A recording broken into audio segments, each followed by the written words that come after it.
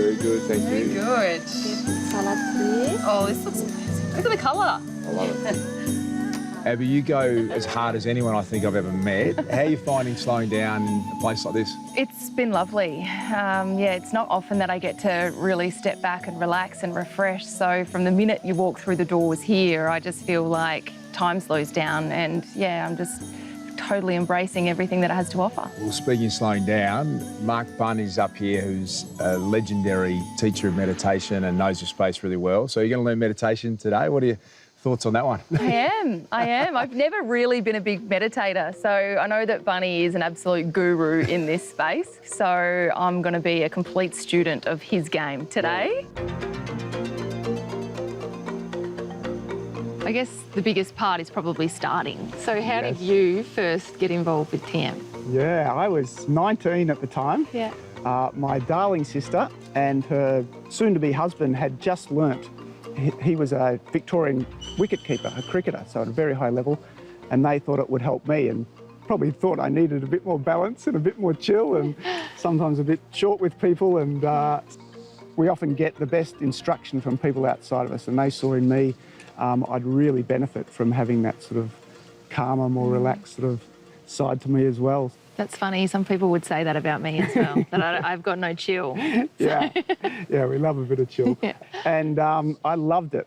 From the first time I learnt, I just had this beautiful experience, and I would actually meditate in the toilet cubicles. You'll love this. So before a game, you know, everyone's kicking footballs, and back in my day it was rock and roll music and Pat Benatar, and I would sneak off to the toilet cubicles and do my TM for 20 minutes. So I loved it. And what I really loved was just the simplicity of it.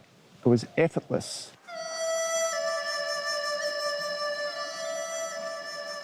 Transcendental meditation is a very simple, natural mental technique where we use a sound, a special sound called a mantra. And that mantra allows the mind to go from the superficial level of everyday thoughts. People have lots of thoughts, busy, stressed, and to what we call transcend. Transcend means to go beyond. So the mantra allows the mind to just effortlessly settle down, a bit like a wave on the ocean. You know, the surface of an ocean, we have waves crashing and bashing, very busy, a lot of activity. But at the bottom of the ocean, the founder of Transcendental Meditation, Maharishi Mahesh Yogi, says it's completely silent, it's calm. So in TM, what we call Transcendental Meditation for short, the mind settles down and experiences what we call the source of thought.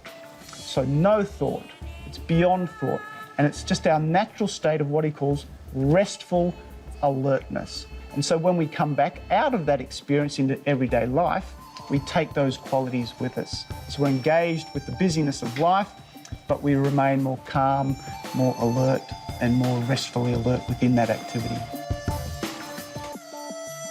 Well, I'm the kind of person that is a bull at a gate, going 100 miles an hour 100% of the time. So I don't necessarily stop and just really centre myself and be alone with my thoughts, as some would say. So I'm excited to learn, I guess, the processes around this and how it can just add to my life. Yeah, beautiful. And I resonate completely with you, Abby. I was exactly the same. And what really struck me about TM was this idea of the analogy that Maharishi Mahesh Yogi used, the founder of TM, was like pulling an arrow back.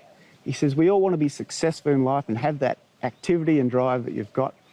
But to really do that successfully, we first need deep rest. And so TM's like pulling the arrow back first, so that then when we release the arrow, it can go forward with dynamism and power. I was really surprised how quickly I did get the hang of it. Mark basically just gives you a mantra. We have a couple of goes at it. I think we meditated probably in 3 different bouts. The first one, it's hard to stop your mind from racing, particularly being somebody who does have a really active mind, who's always jumping from thing to thing. But by the 3rd bout of the meditation with Mark, I really felt like I had the hang of it and I was able to keep, I guess, focused and really centred in my own mind. I got so much out of my conversation with Mark, and the main thing being how similar we are. He's always been hectic in his life, always busy as well, but he actually takes that time out of each and every day just to be alone in his thoughts and centre himself. And it's an amazing feeling, actually. I felt as though I had this massive burst of energy walking out of that session with Mark.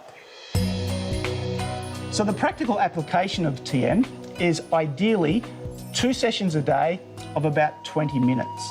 So most people find that first thing in the morning when they get up, and then sometime in the afternoon or early evening.